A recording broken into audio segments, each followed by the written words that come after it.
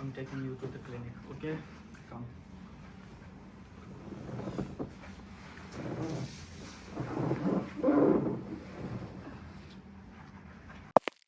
Okay. Maybe a fever and also an high pulse. Seems like an infection. She is breathing too fast and coughing and drinking plenty of water every day. Don't worry, she's dehydrated easily. It happens sometimes. I will give her paracetamol and she will find tomorrow. Don't worry. Are you sure, doctor? Sure. If anything gets worse, just come back. Okay, thank you, doctor.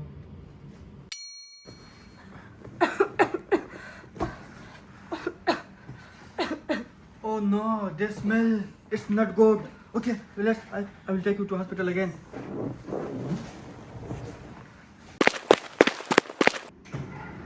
Doctor. What happened? Oh no. Why is she getting so wasn't so fast? No. Nurse, check your pulse now. No. I think it's sky high. I think she's in diabetic ketoacidosis. Oh, but you told me she just only dehydrated. I think I misread it. We need an emergency right now. Quick! Come on, you don't have to do this to me. Wake up!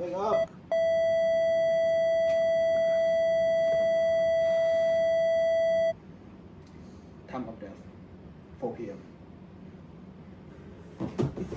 It was not intentional. I mean, it was pretendable. I should have listened to him. I should have tested him. It was all on me.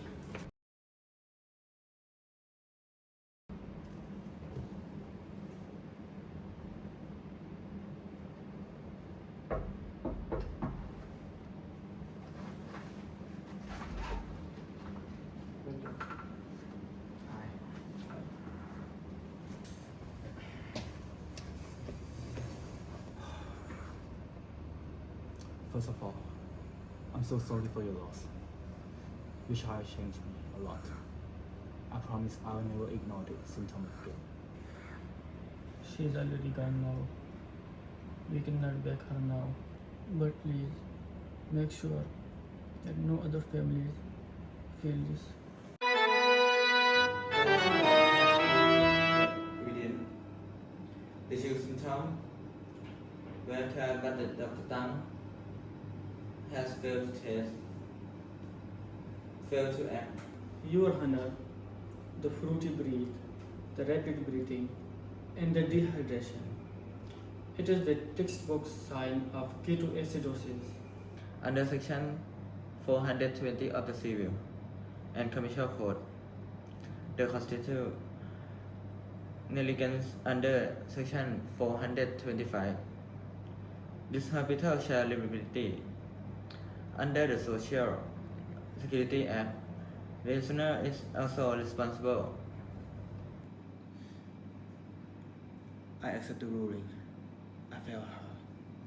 This court order damage of $1.5 million to the family, and this are warning to all healthcare professionals that duty of care is not optional.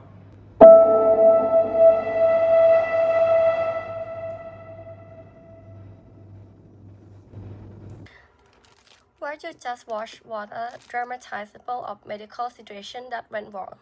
Now we are going to explain the legal issue related to the case under Thai law. In our dramatized case, the parents took their sick child to the clinics. The doctor examined him very quickly, said it was just a minor infection, and sent them home without doing any tests. But during the night, the child got worse very fast. When the parents brought him back to the hospital, he was already in critical condition. Even with emergency treatment, he didn't survive. These are the basic facts that show how medical negligence can happen. The main legal questions in this case are: first, did the doctor fail to give proper care by not diagnosing the child correctly? Second, did the lack of test monitorings or referrals actually cause the child death? Third, is the hospital also responsible for what the doctor did?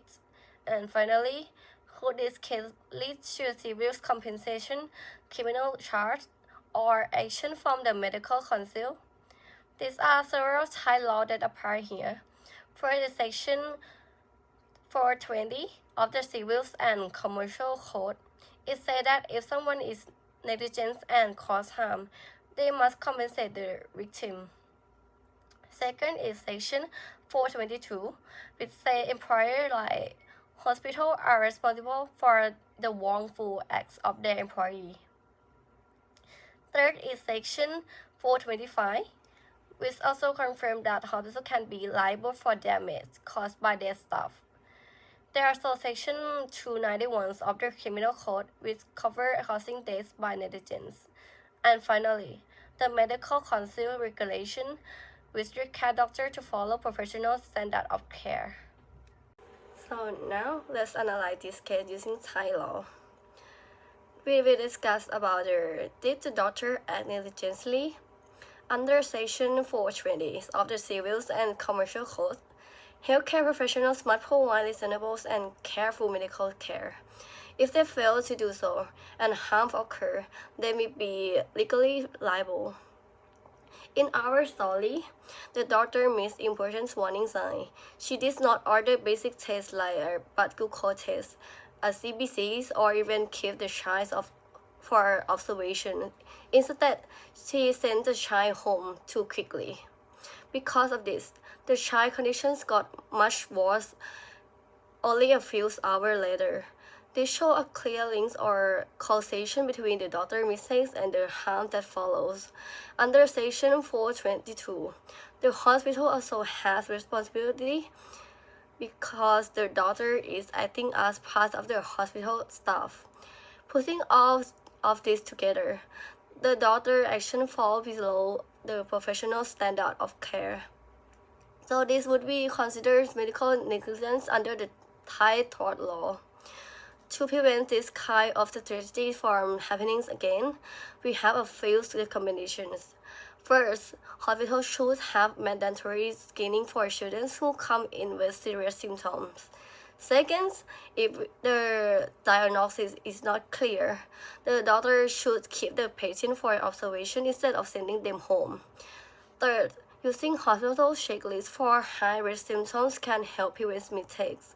Fourth, all medical staff should receive regular training to recognize early signs of emergency condition.